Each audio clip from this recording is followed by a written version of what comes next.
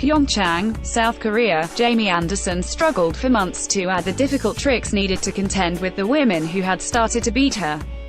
She repeated as Olympic champion because she chose not to attempt one of those tricks. Anderson's gold medal on a wind-wrecked day was won in one moment in her 83-point first run.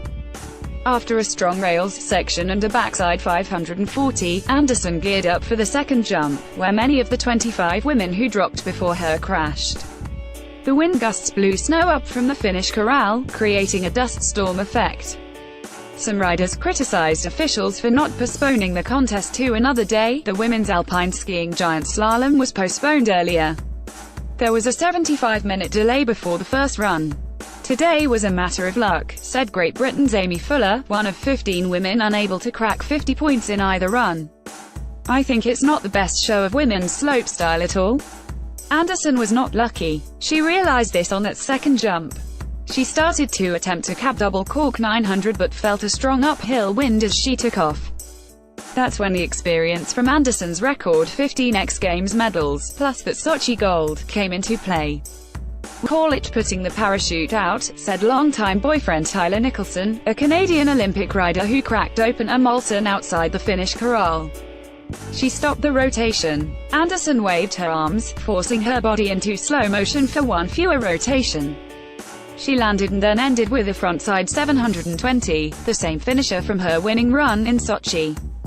The 27-year-old, the last rider to go, received her leading 83 points and trotted out of the corral. She caught sight of her parents and 5 of her 6 siblings. A 62-year-old dad yelled out her nickname, Little Bear. Anderson stuck her tongue out. The tongue was definitely a sigh of relief that she put her run down, Sister Nora said. Anderson then stopped by Nicholson, who struggled to 7th place in the men's event Sunday. "That was a little sketchy, eh?" she told her boyfriend of nearly 3 years. Anderson and Nicholson hung out at contests together for 2 years before they dated. At one point, she was like, "You can't just come hang out with me at contests. You're going to date me, or you're not going to hang with me."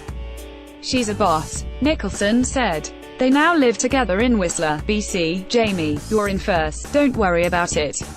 Nicholson responded, "Look at the conditions. They're extremely sketchy." "Yeah, but it wasn't what I wanted," she said before walking off to return to the top for her second run. Anderson didn't need a second run. The other 25 riders could not match that 83, so it turned into a victory lap. Canadian Laurie Blouin, a 21-year-old with no X Games experience, moved up to silver with a 76.33 in her second run. 3 days earlier, Blouin was stretchered off the course with a head injury in training and taken to a regional hospital. Finland's Eni Rukkajärvi took bronze with a 75.38-point second run after her Sochi silver. But those weren't the women pushing jump progression who put fear into Anderson in the last 2 years. "When I was asked about double corks about 3 years ago, I said there was no way in hell I would ever want to do double corks," Anderson said in December. "With the younger girls starting to get their double corks together, I think I kind of shifted my mindset and started thinking that we are capable of getting these tricks that are really scary." The rivals, Austrian Anna Gasser, who won the Olympic test event in Big Air in Pyeongchang last season, where Anderson was 5th. Gasser was 15th on Monday. Norwegian Silje Norondal, 4th, Canadian Spencer O'Brien, 22nd, and American Julia Marino, 11th, who won the X Games slopestyle titles over Anderson in 2015, 2016 and 2017. Anderson had to learn 9s and 10s, 900s and 1080s. Anderson's mom said, "She wasn't sure if she really wanted to. She was afraid." Anderson landed a cab double 900 in competition for the first time at the opening World Cup of this season. She said in December that she had only landed it 5 or 6 times. Anderson wasn't totally comfortable doing it. But Anderson was feeling it Monday morning. Around the time those wind gusts delayed the start by 75 minutes, she texted her mom that she was feeling really good, Sister Corrie said, with a bunch of exclamation points. Anderson Instagrammed from a holding area during the delay.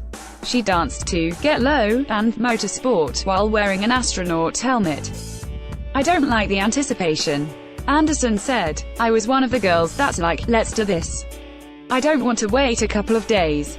I'm nervous." At about 12:15 p.m., Anderson queued up All Night Long by Machine Gun Kelly, breathed deep, patted her heart, it's a gratitude thing, channeling her inner person, her sisters said, and dropped in. She wanted to go earlier, Coach Dave Reynolds said. She's like, let's get this thing started. She's got the skill to fight the wind. She's got the board control. Advantage her. She found her zen zone. Anderson endured some struggle in the 4 years between golds. She broke her collarbone in December 2015. She lost X Games, then lost it again, then lost it again. She thought she needed to change it up. She won because she didn't. Isn't that something? Anderson said. Sometimes you have to be able to adapt to the conditions and do your best in the moment. The wind is no joke. She's powerful. In 2014, Anderson celebrated her Olympic gold at a temple of water, earth, fire and air. This time, she knows exactly where she's going. I have been going to the spa here, she said. It's not as spiritual, but it's really nice.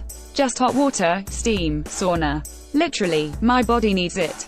NBC Sports.